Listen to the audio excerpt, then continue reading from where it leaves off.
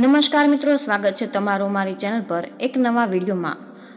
રાજન માત્ર 12 વર્ષનો છોકરો વારાણસીની ગલીઓમાં ઉઘાડા પગે ફરતો હતો।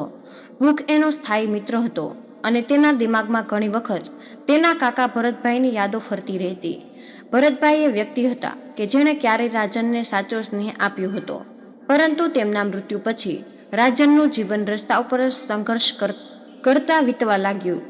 તે કચરામાં જમવાનું શોધતો અને એ અજાણ્યા લોકોની ઉદારતા ઉપર નિર્ભર રહેતો હતો, જે ક્યારેક જ તેની તરફ જોતા।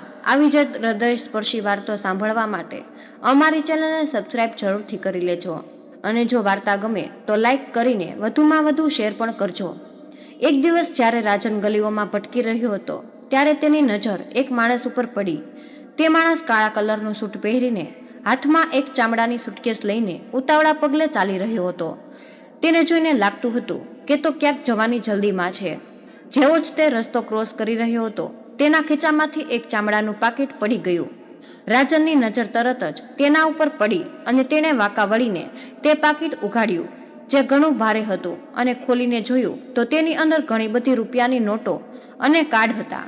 એક ક્ષણ માટે રાજનની આંખો ચમકી ઉઠી। તેને તરત જ વિચાર આવ્યો કે આ રૂપિયાથી તે પોતાના માટે ખાવાની વસ્તુઓ અને બીજું ઘણું બધું ખરીદી શકે છે। ત્યારે જ પાછળથી એક અવાજ આવ્યો, અરે છોકરા! રાજને તરત જ પાછળ વળીને જોયું। આ અવાજ જેનું પાકીટ પડી ગયું હતું તે જ માણસનો હતો। તે વ્યક્તિ જેનું નામ અરવિંદભાઈ હતું, હવે તેની સામે ઊભા રહીને તેને ધ્યાનથી જોઈ રહ્યા હતા। આ તમારું છે? રાજને ધ્રુજતા હાથેથી પાકીટ તેમની તરફ આગળ વધાર્યું। અરવિંદભાઈએ થોડીક વાર માટે કહ્યું નહીં।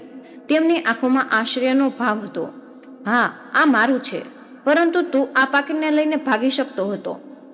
તે એવું શું કામે ન કર્યું?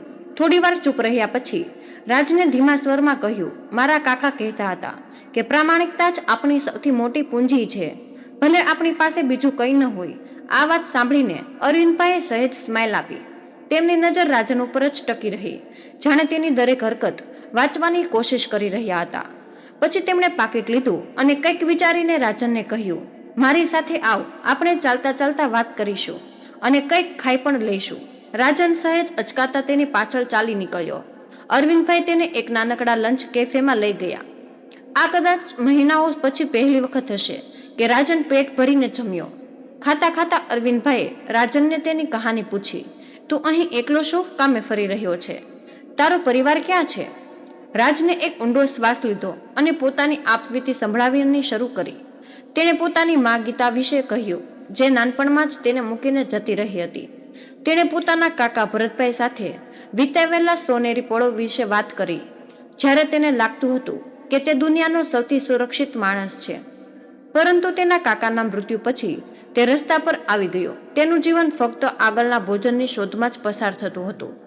અરવિંદભાઈ ખૂબ જ ધ્યાનથી રાજનની વાતો સાંભળી રહ્યા હતા અને તેની નજરો રાજનના દરેક હાવભાવ અને તેના અવાજમાં થતા ઉતાર ચઢાવને પરખવાની કોશિશ કરી રહ્યા હતા।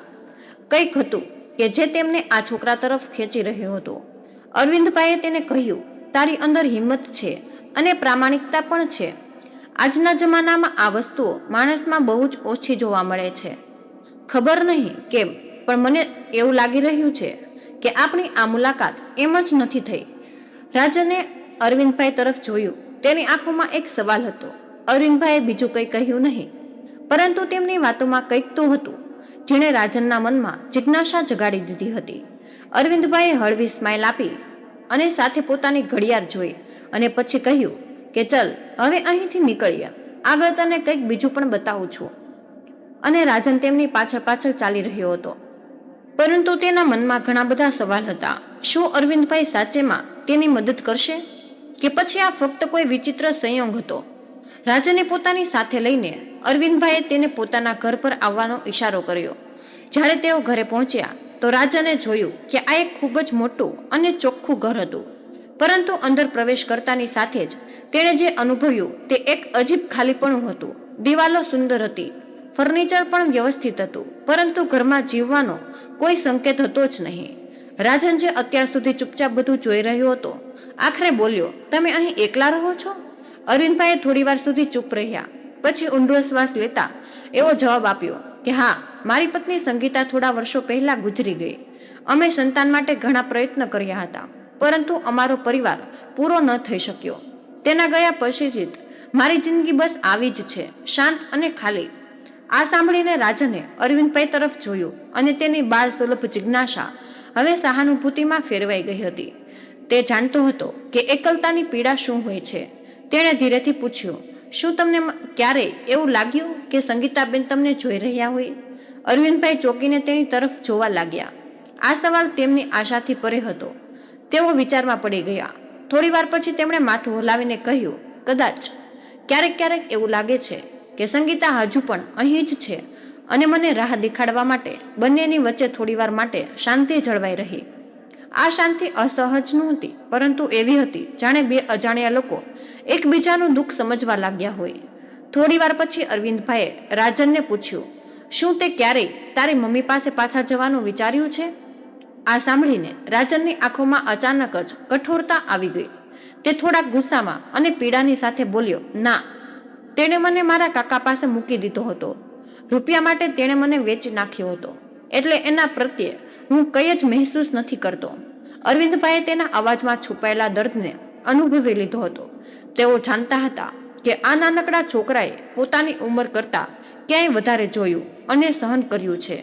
એ રાત્રે જ્યારે રાજન સોફા ઉપર સૂતો હતો તો અરવિંદભાઈ પોતાના રૂમમાં બેચેન હતા અને તેમના મનમાં રાજનની વાતો ફરી રહી હતી.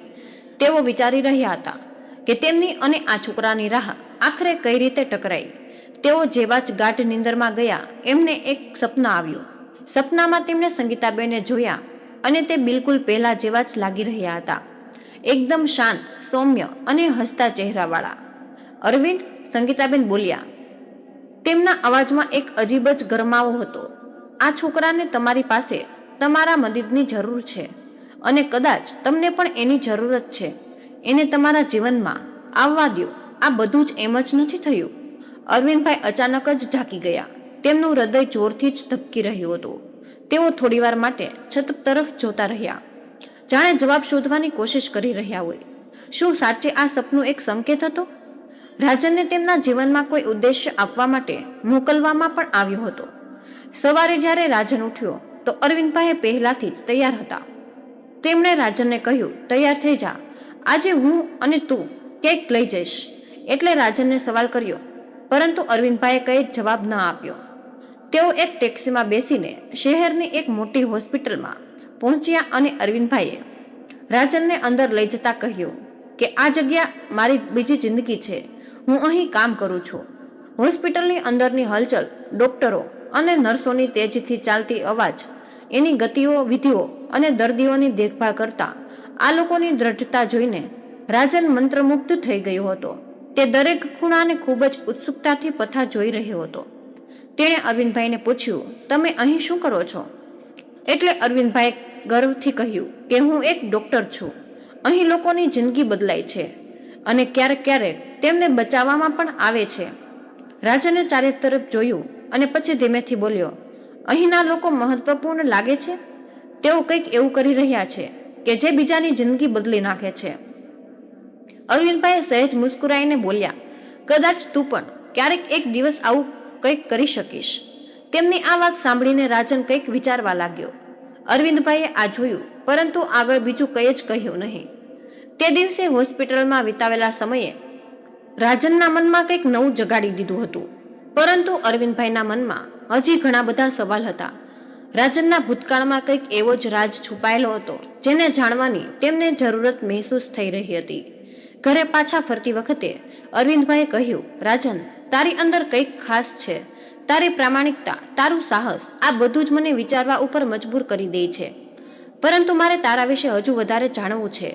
તારા કાકા ભરતભાઈ સિવાય બીજું કોઈ છે જે તને યાદ આવે છે? રાજન થોડીવાર માટે ચૂપ રહ્યો, પછી માથું નમાવીને કહ્યું, ના, બસ એક કાકા જ હતા. એ જ મારું સર્વસ્વ હતા. અરવિંદભાઈએ તેની વાતોમાં છુપાયેલા દર્દને અનુભવ્યો. તેમણે નક્કી કરી લીધું કે જેઓ રાજનની મદદ કરશે, પરંતુ આ સફર સરળ નહોતું થવાનું. રાજન અને અરવિંદભાઈ વચ્ચેના સંબંધો થોડાક જ અઠવાડિયામાં ગાઢ થઈ ગયા હતા. બંનેના જીવનમાં એક નવી દિશા આવી રહી હતી. અરવિંદભાઈએ રાજનને દત્તક લેવાની પ્રક્રિયા શરૂ કરી દીધી હતી. આ પ્રક્રિયા લાંબી અને કઠિન હતી, પરંતુ અરવિંદભાઈના મનમાં એક સ્પષ્ટ હતું કે જેઓ રાજનને પોતાની જિંદગીનો ભાગ બનાવવા માંગે છે. જોકે બધું જ એટલું સરળ નહોતું. જ્યારે કાનૂની ઔપચારિકતા શરૂ થઈ તો રાજનની જેવિકામાં ગીતાનું નામ સામે આવ્યું. અરવિંદભાઈએ મજબૂરીમાં તેમનો સંપર્ક કરવો પડ્યો હતો. જોકે તેઓ પોતે પણ નહોતા ઈચ્છતા કે રાજનની જિંદગીમાં તે મહિલા ફરીવાર પાછી આવે. અને બીજા અઠવાડિયે ગીતા હોસ્પિટલમાં આવી. તેની ઉપસ્થિતિમાં અસહજતા હતી. તેનો ચહેરો ચિંતાથી ભરાયેલો હતો, પરંતુ તેના હોઠ ઉપર નકલી સ્મિત હતું. તેણે રાજનને જોયો અને તેના તરફ આગળ વધી. બેટા, તેણે ધ્રુજતા સ્વરમાં કહ્યું કે હું આ દિવસની રાહ જોઈ રહી હતી. મેં વિચાર્યું નહોતું કે ફરી હું તને ક્યારેય જોઈ શકીશ. તેની આ વાત સાંભળીને રાજને ગુસ્સામાં અને દર્દ ભરેલી આંખોથી તેની સામે જોયું. તેણે પોતાનો હાથ ઝટકીને કહ્યું, રાહ જોઈ રહી હતી? તે મને વેચી નાખ્યો હતો, જાણે હું કોઈ સામાન હોઉં. તને મારી કોઈ ચિંતા જ નહોતી. રાજનની આ વાત સાંભળીને ગીતાએ થોડીવાર માટે માથું નીચું નમાવી લીધું. તેની આંખોમાં આંસુ આવી ગયા. તે બોલી, હું જાણું છું કે મેં ઘણી બધી ભૂલો કરી છે, પરંતુ મને એક મોકો જોઈએ છે. હું મારી ભૂલ સુધારવા માંગુ છું. હું તારી પાસે માફી માંગવા આવી છું. અરવિંદભાઈ, જે અત્યાર સુધી ચૂપ હતા, તે વચ્ચે બોલી પડ્યા. તેમના અવાજમાં દ્રઢતા હતી. ગીતાબેન, તમે તમારા દીકરાને મૂકી દીધો હતો. તમે પોતાની લાલચ માટે રાજનને તેના કાકા પાસે મોકલી દીધો. હવે જ્યારે તે પોતાની જિંદગીમાં આગળ વધી રહ્યો છે, તો તમે શું કામે એની પાસે ફરીવાર આવવા માંગો છો? એટલે ગીતાએ કહ્યું, મેં ખોટું કર્યું હતું, પરંતુ તે સમયે મારી પાસે કોઈ બીજો રસ્તો જ નહોતો. હું ડરી ગઈ હતી અને મને નહોતું સમજાતું કે શું કરવું જોઈએ, પરંતુ હવે હું બદલાઈ ગઈ છું. અરવિંદભાઈએ તેમની આંખોમાં જોઈને કહ્યું, તમે બદલાઈ ગયા છો કે નહીં એ હવે કંઈ મહત્વ નથી રાખતું. હવે સવાલ એ છે કે શું રાજન પોતાની જિંદગીમાં તમને પાછા ઈચ્છે છે કે નહીં? રાજને પોતાની મા તરફ જોયું અને તેની અંદર ભાવનાઓનું વટોળ ચાલી રહ્યું હતું. ગુસ્સો, પીડા અને ક્યાંક ને ક્યાંક થોડી એવી દયા. પરંતુ તેણે પોતાની ભાવનાઓને નિયંત્રણમાં રાખતા કહ્યું, માં, હું તને માફ કરું છું, પરંતુ મારી જિંદગીમાં હું ફરીવાર તને નથી ઈચ્છતો. મારી પાસે હવે બધું જ છે જેની મને જરૂરત છે. મારે હવે તારી જરૂરત નથી. આ સાંભળીને ગીતાની આંખોમાં આંસુ વહી નીકળ્યા. તેણે રાજનને છેલ્લી વખત જોયો અને કંઈ પણ કહ્યા વગર ત્યાંથી જતી રહી હતી. ગીતાના ગયા પછી અરવિંદભાઈએ રાજનને ગળે લગાડી લીધો અને કહ્યું, હું તારા વિશે વિચારતો હતો અને એના કરતા તું ક્યાંય વધારે મજબૂત છે. તને ખબર છે કે તારા માટે બરાબર શું છે? આ બહુ જ મોટી વાત છે. એ રાત્રે અરવિંદભાઈએ મનમાં તેમની પત્નીને વાતોને યાદ કરી અને મનમાં ને મનમાં બોલ્યા, તું સાચું કહેતી હતી સંગીતા. આ છોકરાને મારી જરૂરત છે અને સાચું કહ્યું તો મારે પણ એની જરૂરત છે.